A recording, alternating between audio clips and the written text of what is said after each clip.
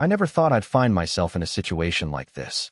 I wasn't the type of person to make impulsive decisions or leap into the unknown without thinking twice. I liked order, routine, the safe, predictable rhythm of life. But somehow, without even realizing it, I had ended up in a nightmare that I never saw coming. It all started with a letter. I hadn't planned on writing it, but I couldn't help myself. It just happened. I was sitting in my office late one evening, the weight of the silence pressing down on me as I tried to focus on work. It was past midnight, and I was the last one in the building. My fingers hovered over the keyboard, but my mind kept wandering back to her. To Claire. She'd been acting distant for weeks, and I knew it wasn't just in my head. The little things that used to make our relationship feel so solid had begun to fade away. The stolen glances, the inside jokes, the late-night talks. Now, she was always distracted, lost in her phone, or absorbed in something that I couldn't quite figure out. That night, as I sat there in the dim light of my office, something inside me snapped. I couldn't keep pretending everything was fine. I had to know the truth. And that's when the letter appeared. I didn't even know how it started. One moment, I was staring at the blank screen. The next, words were flowing onto the page. Words I didn't even realize I had inside me. It wasn't just any letter. It was a confession, not from her, but from me.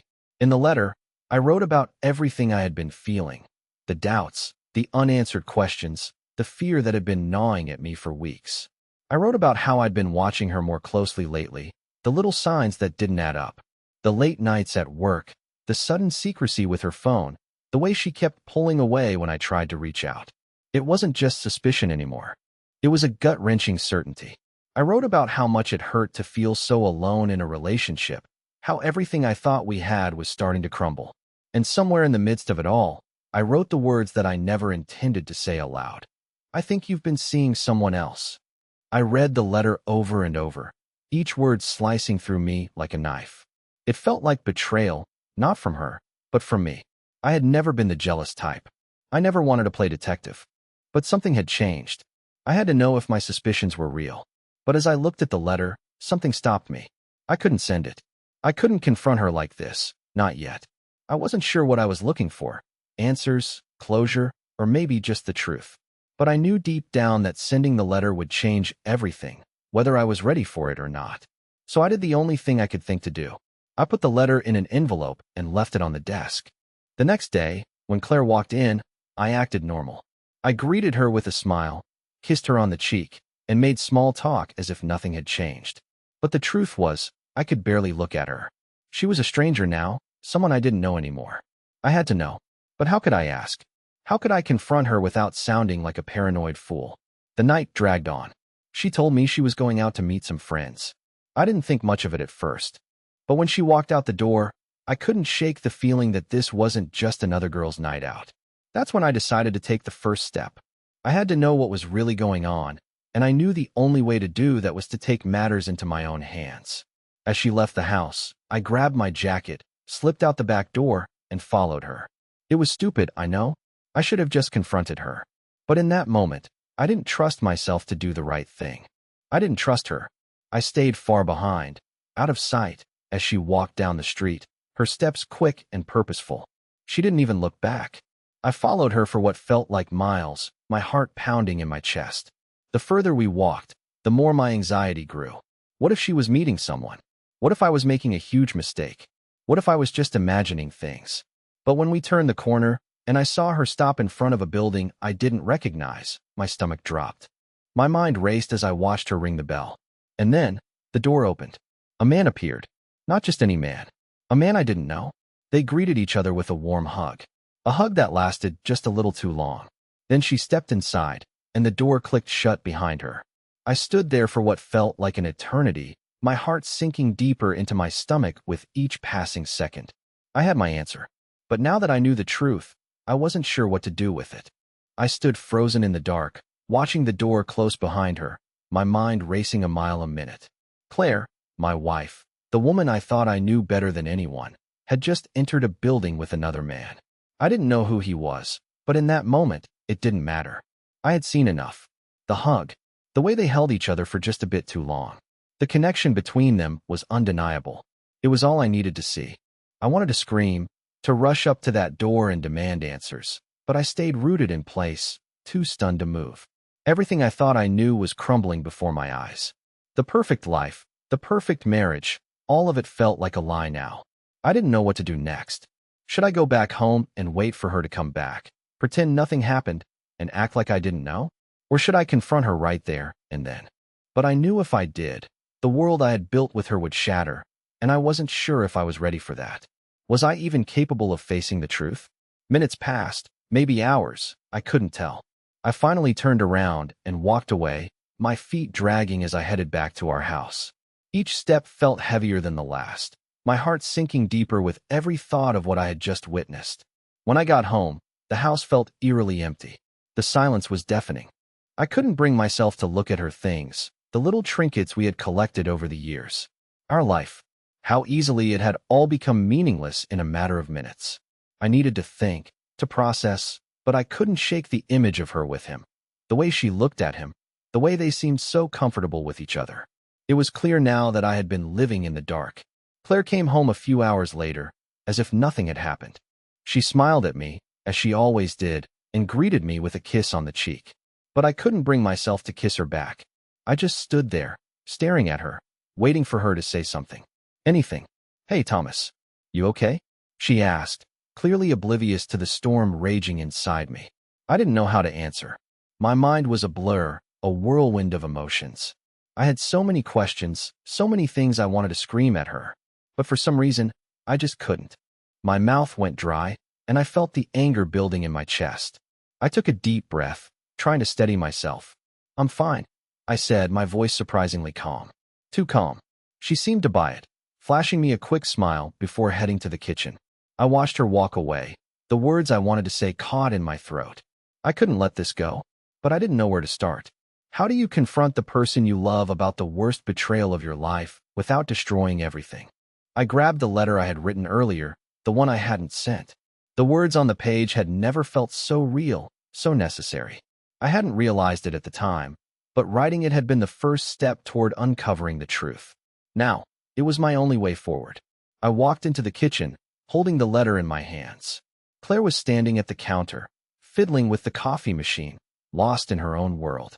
I hesitated for a moment, wondering if I should just say it aloud or hand her the letter and let her read it. But the thought of her seeing my raw emotions on paper made my stomach turn. I wasn't sure I was ready to let her in like that, to reveal how much she had hurt me. Instead, I stood there, holding the letter tightly in my hands. "Claire," I finally said, my voice trembling slightly. She looked up, startled by the serious tone in my voice. "What's wrong?" she asked, her eyes narrowing slightly. I didn't answer right away. I just held out the letter. "Read this," I said quietly, my throat tight. She took the letter from me with a confused expression. As she unfolded it, I saw the confusion turn to something else, something I couldn't quite place. Her eyes flicked between the words and me, the tension in the room palpable. The silence was deafening as she finished reading. She set the letter down on the counter and looked at me, her face a mask of uncertainty.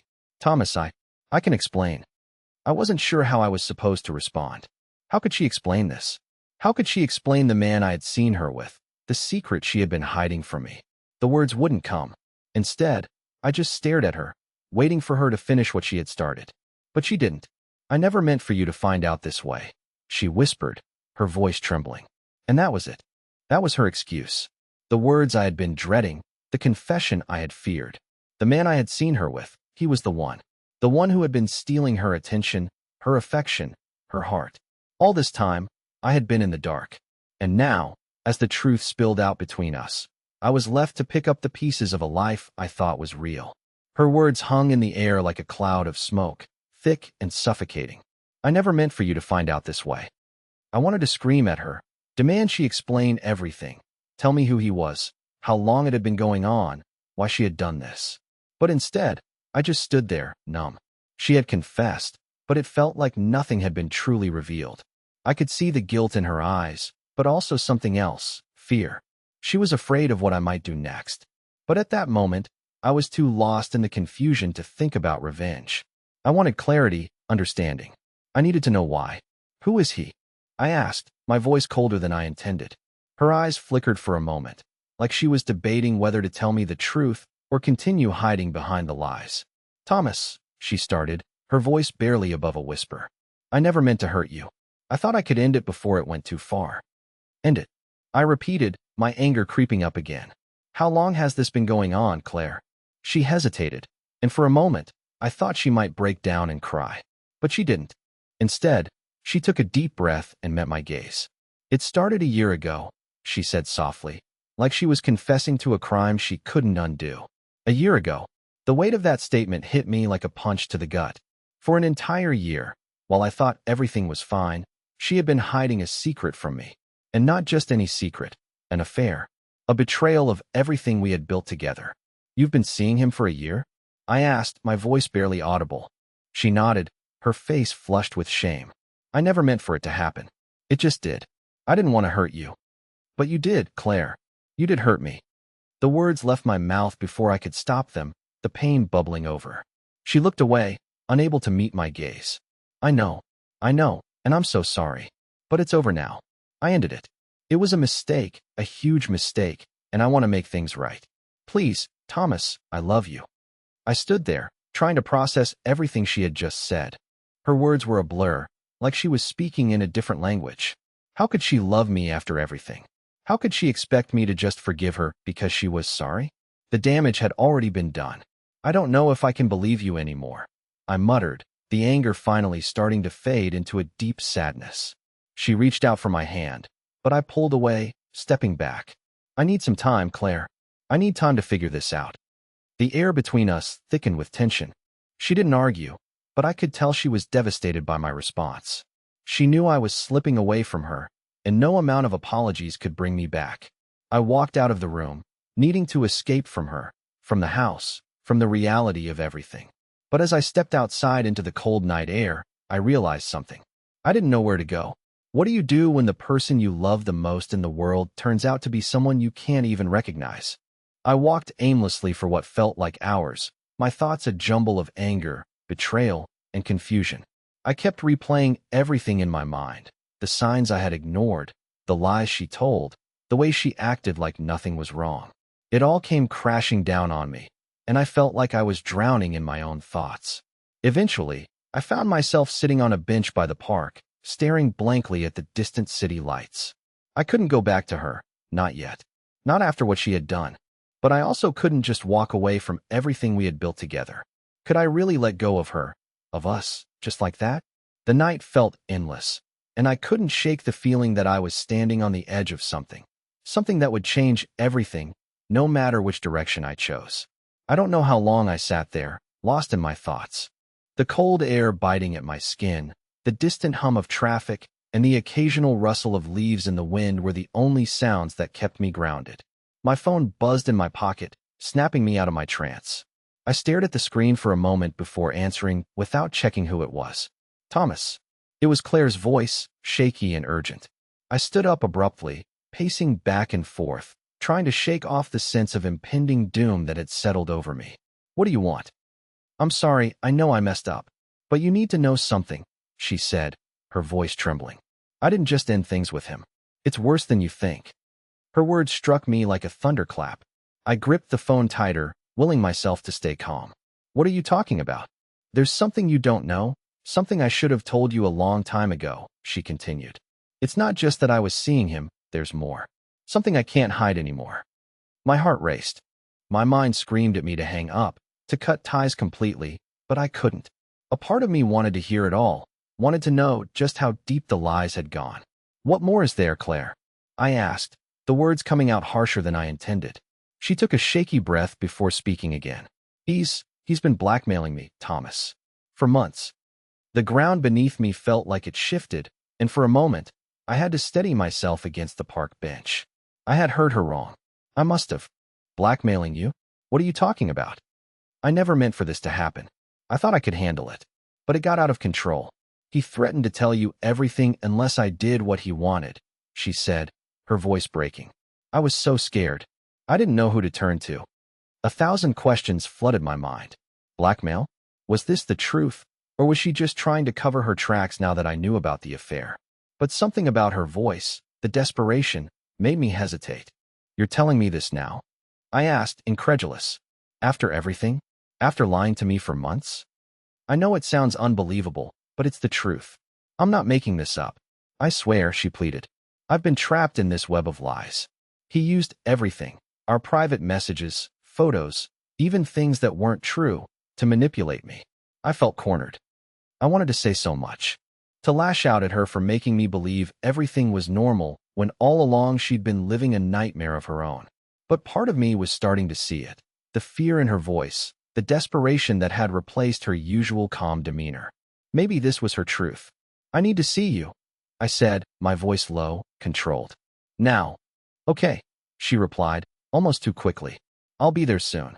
I hung up the phone, feeling a mix of emotions I couldn't even begin to understand. Was this real? Had everything I knew been a lie? Or was Claire truly the victim here? It was hard to tell, but I knew I needed answers, real answers. The walk back home felt like an eternity, every step heavier than the last.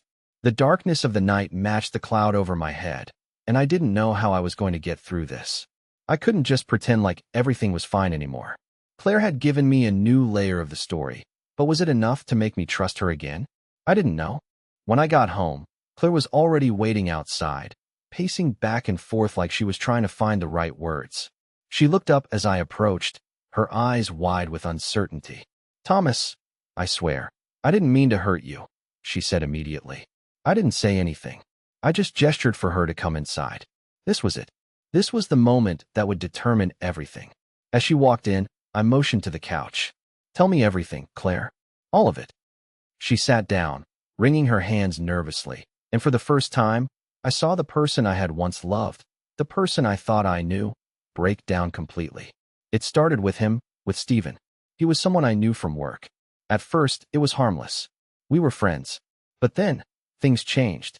He started pushing me, texting me late at night, sending me pictures. I thought it was harmless at first, but then it escalated. I stayed silent, listening as she continued. The more she spoke, the harder it became to separate the truth from the lies. How could I know for sure? How could I trust her again after everything? But for now, all I could do was listen. I sat across from Claire, my mind racing as she spoke. Her words were a blur, but one thing stuck out. Stephen. That name. The man who had somehow become the center of our entire mess. I could barely wrap my head around it. How had this all started? Why hadn't she told me sooner? She wiped her eyes with the back of her hand, trying to steady herself. At first, I thought I could control it. I thought it was just innocent flirting, but it wasn't. I didn't know what to do when it started getting serious. I could feel my anger rising again, but I couldn't interrupt her, not yet. How did it get serious? What was it that made you cross that line? She hesitated, looking down at her hands as though the truth was too much to bear. He started sending me gifts, expensive things. At first, it was small stuff. Then bigger things.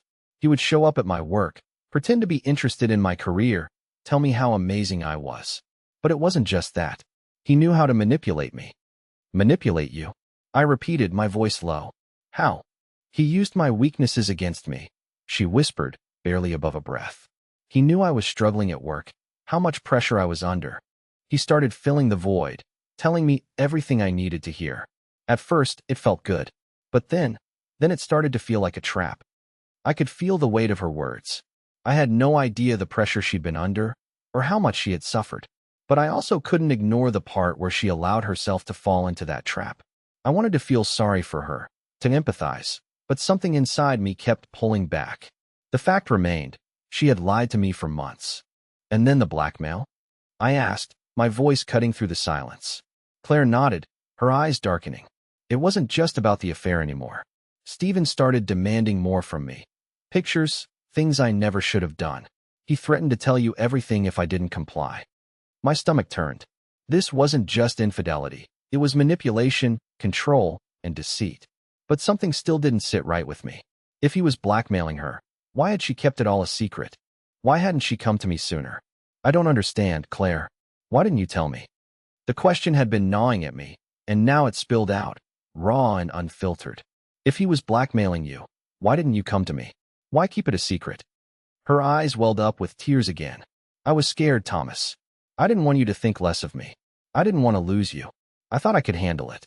I thought I could stop it on my own, but I couldn't. I didn't know what to say. My anger, my betrayal, was still there, but so was a part of me that felt pity. It wasn't that I wanted to forgive her immediately. It was just that I couldn't entirely hate her for what she'd done. She was trapped, but at the same time, I felt stupid for not seeing it. There was so much she wasn't telling me, and I could feel it hanging in the air. I couldn't let it go. Not yet. Is there anything else I should know? I asked, my voice sharp. She stared at me for a long moment, her gaze wavering. Finally, she whispered, "There's one more thing, something I didn't tell you before. Something I thought I could bury." I leaned forward, my breath catching in my throat. "What is it?" Claire's face turned pale. "I didn't just keep this from you to protect myself. I did it because I didn't want to lose you. But there's something I didn't want you to know. The reason Stephen got so controlling was because I didn't just let it go too far. I chose him over you." I froze, the words sinking in slowly. My heart skipped a beat. "What do you mean?" I whispered, not sure I even wanted to hear the answer. Her voice trembled as she finally confessed. "I chose him. When it came down to it, I made a choice to stay with him instead of telling you the truth. I didn't want to lose what I thought was an escape. It wasn't just a mistake, Thomas. It was me choosing someone else. And that's the part one can't take back." The silence in the room was suffocating. I didn't know what to think, what to feel. She had made a choice, and that choice had been me, or him. And she'd chosen him. That one statement shattered the last of the walls I'd been holding on to. How could I ever trust her again? How could I ever believe anything she said? I looked at her, still sitting there, waiting for me to say something, anything. But there was nothing left to say. I felt like the ground had been ripped out from beneath me. Claire's confession echoed in my ears, and I couldn't get rid of the image of her choosing him. The man who had controlled her, who had manipulated her, and who had taken my place. I didn't know what to feel anymore. My heart told me to leave, to walk away from everything. But my head, it was still holding onto the last threads of what we had. "Thomas," Claire whispered, her voice breaking through my thoughts. She reached out to me, but I couldn't bring myself to move. The distance between us felt infinite, and no matter how much she tried to bridge it, I couldn't meet her halfway. "You chose him," I said quietly, the words sounding foreign, as if I were speaking about someone else's life. "That's the part that I can't forgive. You didn't just make a mistake, Claire. You made a choice, and that choice was to put him before me."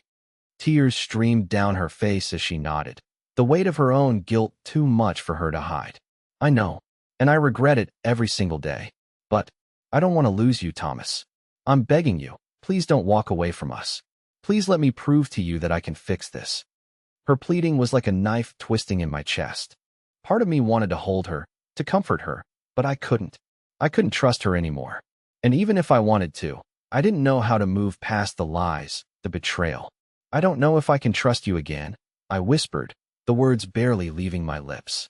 Claire's face crumpled as if I had physically hit her. I know it's going to take time. But please, Thomas, don't give up on us. I'll do whatever it takes." But what could she possibly do to fix this?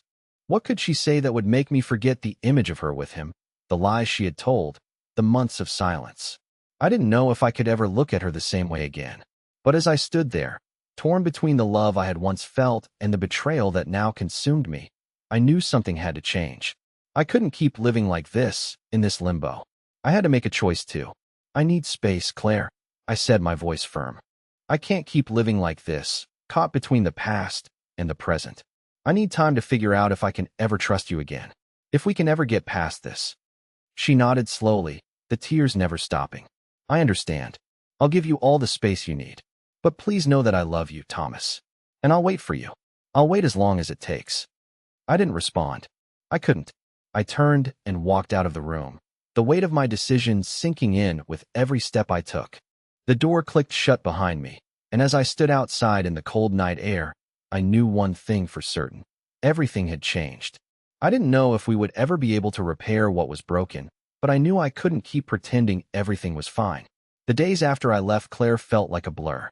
The quiet of my house, once a place of comfort, now felt like a prison. Every corner reminded me of the life we had shared, the moments I thought were real. I couldn't escape the constant loop of thoughts in my head. I wanted to move on, to forget, but every time I closed my eyes, all I could see was her with him. I kept my distance from Claire, not answering her calls, not responding to her messages.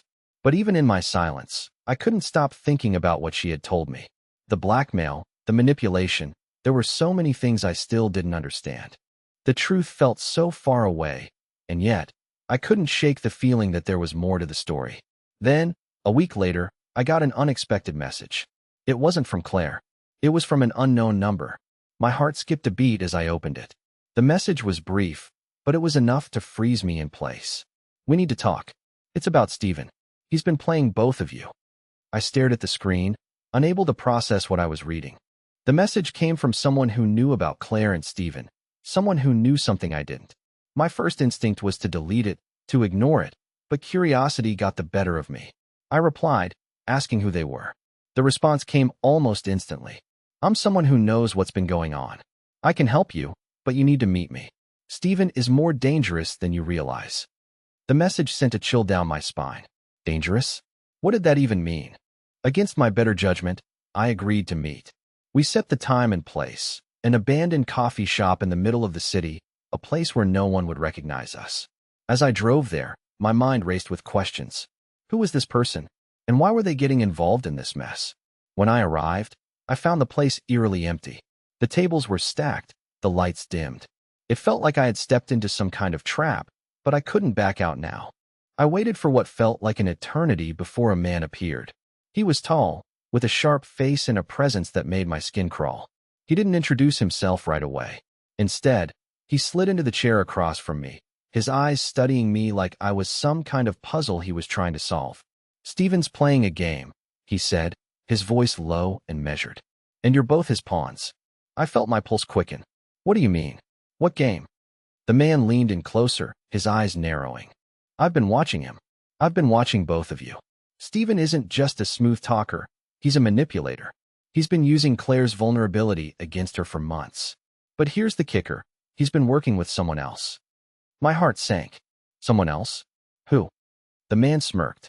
"That's what you need to figure out. But I'm telling you this now. He's got more power than you think. He's not just after Claire, he's after something else. Something bigger. And you're in the middle of it." I sat back, my mind reeling. "What do you want from me?" The man didn't answer right away. Instead, he slid a small envelope across the table. "Take this. It's all the proof you need. Steven's plan, his next move, everything. But be careful. There are more people involved in this than you realize." With that, he stood up and left, disappearing as quickly as he had come. I was left alone in the dark coffee shop, holding the envelope that could change everything. I didn't know whether to trust this man, whether what he was saying was true. But one thing was certain. This wasn't just about an affair anymore. Steven wasn't just playing with Claire's emotions. He was playing with both of us, and I had no idea how deep the game went. I stood there in the dimly lit coffee shop, the envelope heavy in my hand. The man's words echoed in my mind, swirling around in a storm of confusion and fear. Was this all just a twisted game? Or was there something bigger at play that I wasn't seeing? I could feel the tension building inside me, and for the first time in a long while, I felt like I was on the edge of something far beyond just an affair. But one thing was certain, I couldn't keep living in this limbo. I had to know the truth. I had to confront Steven, and I had to decide what I was going to do with Claire. I drove home in a daze, the weight of the envelope still in my hand. I knew I had to talk to her. No more lies, no more running away from the hard conversations. Claire deserved to know the truth, and I needed to decide if I was willing to trust her again. When I walked through the door, I found her sitting on the couch, her eyes red from crying. She looked up as I entered, as though she had been waiting for this moment, too. "I got a message," I said, my voice steady. "A message from someone who knows what's really going on. Someone who's been watching Steven." Claire stood up immediately, her face filled with anxiety. "What do they know? What did they tell you?" I held up the envelope, but I didn't open it just yet. "He said Steven's been playing both of us. That he's been manipulating you, and he's involved with others. There's more to this than just an affair, Claire. A lot more.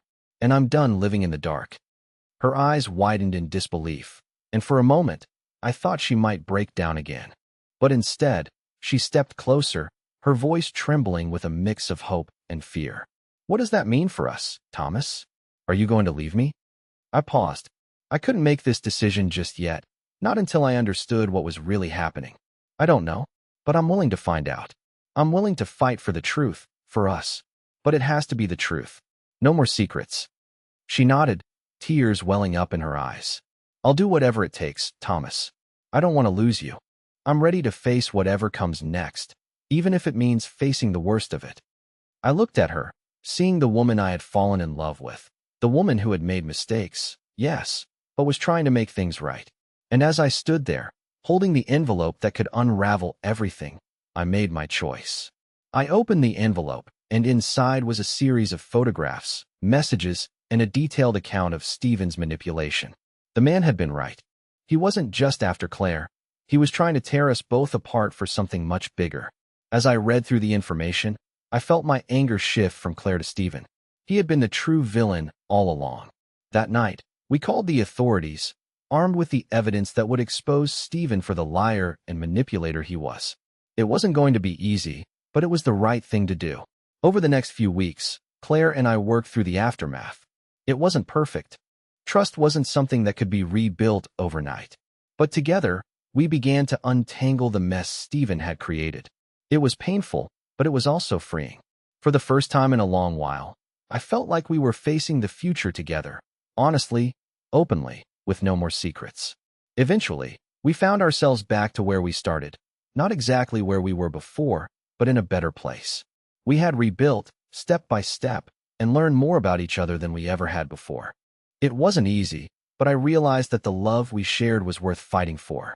Claire had made mistakes, yes, but so had I, in the way I had shut her out when I needed to listen. It was a hard lesson, but it was one that brought us closer together. In the end, we learned that sometimes the hardest moments reveal the strength we didn't know we had. And together, we found our way back to each other, not as the people we once were, but as something stronger, a team willing to face whatever life threw at us.